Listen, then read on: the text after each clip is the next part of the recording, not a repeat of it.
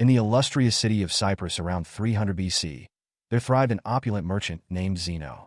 During a fateful voyage from the shores of Phoenicia to the bustling port of Piraeus, his ship succumbed to the waves, taking with it all of his treasure cargo. That singular, catastrophic event, one entirely beyond the grasp of Zeno's or anyone's influence, transformed a man of immense fortune into one stripped of all wealth in a fleeting moment. Imagine stepping into Zeno's sandals. How would you respond if the labor of your entire existence was swept away by the merciless tides of nature? What would be the fitting reaction? Would fury engulf you? Would sorrow overwhelm your spirit? Would you feel betrayed by the very fabric of existence?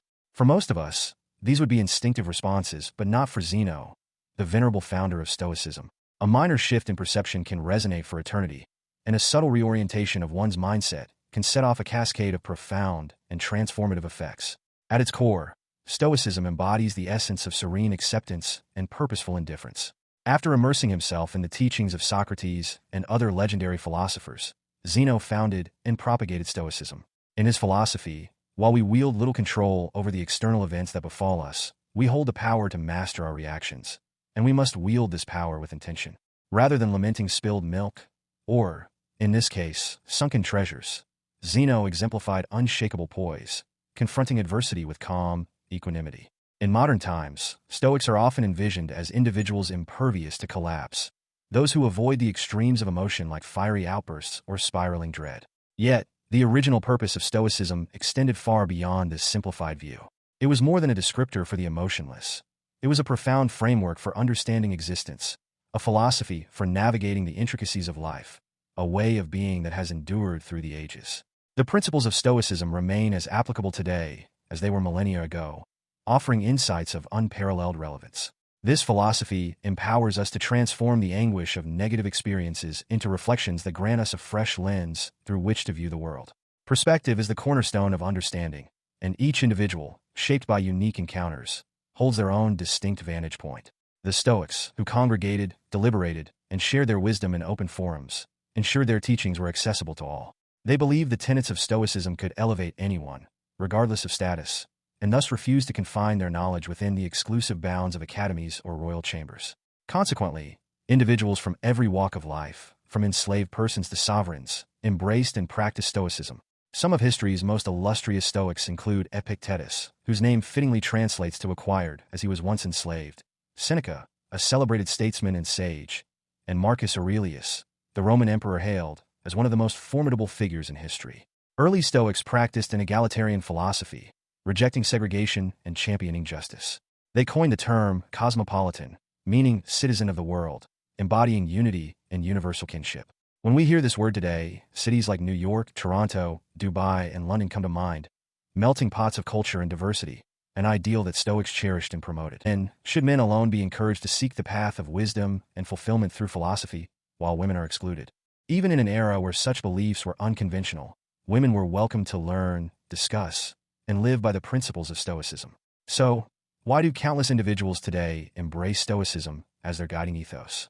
In a world rife with unforeseen upheavals, emotions can often cloud judgment. However, as Stoicism teaches, it is not merely the occurrence of misfortune that distresses us, but the surprise of its arrival. Take rain, for instance. It nourishes crops, quenches livestock, and tempers the heat. Yet, when we're caught without an umbrella, the experience can be far from pleasant. Why then, don't we despair when rain falls? Because it is anticipated, an inevitability we've come to accept. Though inconvenient, it passes, and the sun inevitably reappears. Similarly, Stoicism advises us to expect adversity, envision the worst-case scenario, and find solace in the knowledge that it could transpire.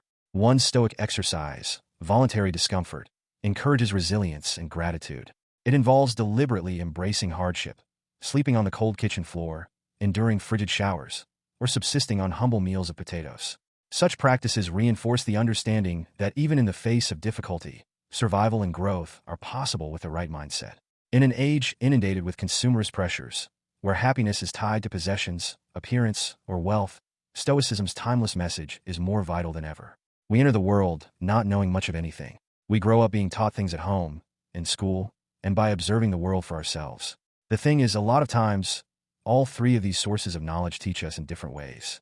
The question is, do we need to internalize all of this knowledge? If we do, we could unknowingly be setting unrealistic expectations for our lives, leaving us ultimately disappointed and unsatisfied in the end. That's no way to live. We should instead focus on elevating ourselves for ourselves. We should do things for ourselves, and only for that reason. Attaching any external hope or secondary attachments to the actions we take almost always lead to disappointment. Most of the time, we end up trying to satiate that emptiness with external things, splurging all your money on a luxurious car, a house, or even starting a family. Sometimes we do all of these things for their external value and not their internal value. But Stoicism teaches that if you approach life this way, you place your happiness in the hands of external forces, forces that can always fail. Cars almost always deteriorate, natural disasters wipe away entire cities, and divorce rates climb higher and higher each year. But even the free things in life come at a cost. The cost of space, both physical and mental. As Seneca once wrote, learning to live with less will cultivate space in your life for the things that truly matter to you. Instead, we must place our happiness on our intrinsic value as humans, and on nothing we have or can physically acquire. We must choose to do our best to keep a composed head, regardless of what life throws at us.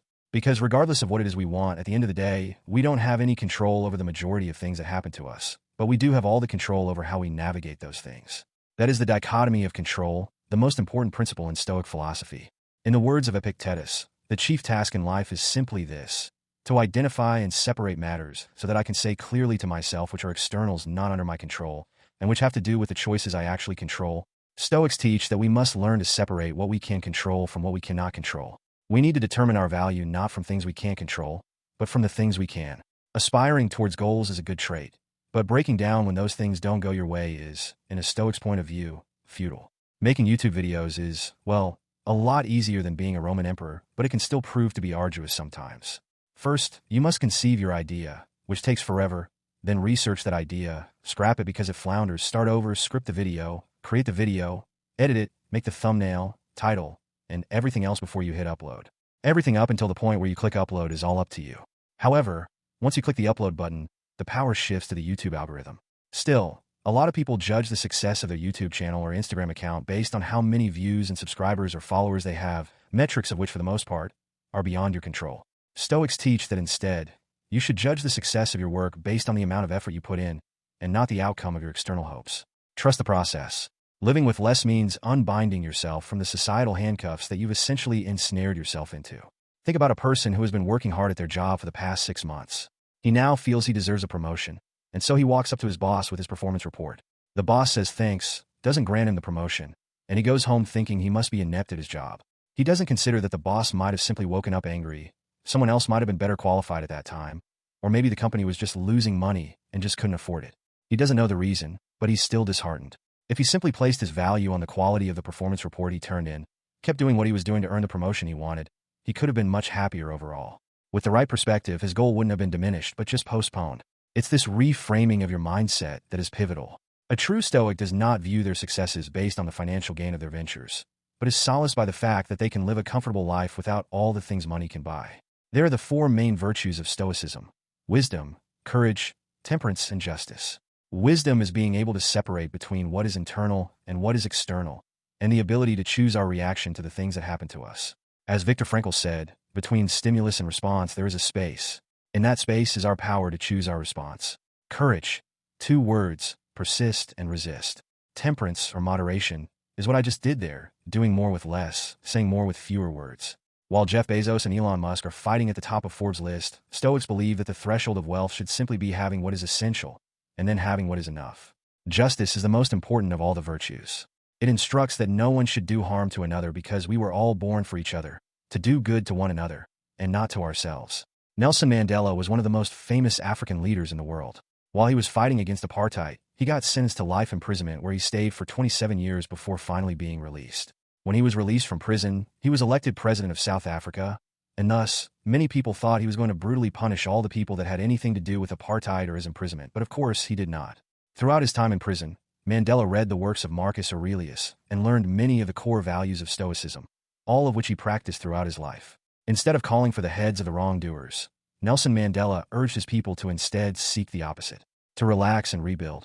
He stressed that the past was now beyond their control, and that the only thing they could do was to find a way to move forward and build a better nation. This is the way of the Stoic. In modern-day medicine, Stoicism is at the core of procedures like rational emotive behavioral therapy and logotherapy. REBT helps patients to identify negative thought patterns that might be causing emotional and behavioral issues. It allows you to challenge the reasoning behind all these negative thoughts with logic. And when you discern that many of them are unfounded, you can then replace them with more productive and healthier beliefs.